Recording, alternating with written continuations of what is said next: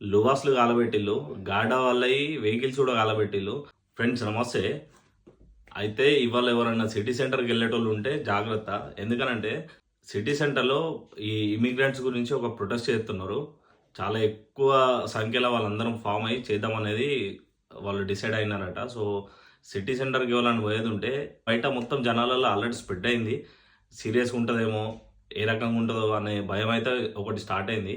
ఎందుకనంటే last year ఇట్లానే వాళ్ళు ఇమిగ్రెంట్స్ గురించి ఒక ప్రొటెస్ట్ చేస్తామని చెప్పేసి స్టార్ట్ చేసినది. ఆ ప్రొటెస్ట్ కాస్త ఏమైందంటే లువాస్లు కాలబెట్టిల్లు, గాడా వాళ్ళయి వెహికల్స్ కూడా కాలబెట్టిల్లు, షాప్స్ మొత్తం లూట్ చేసిల్లు. సో బాగా సీరియస్ అయిపోయింది అదంతా.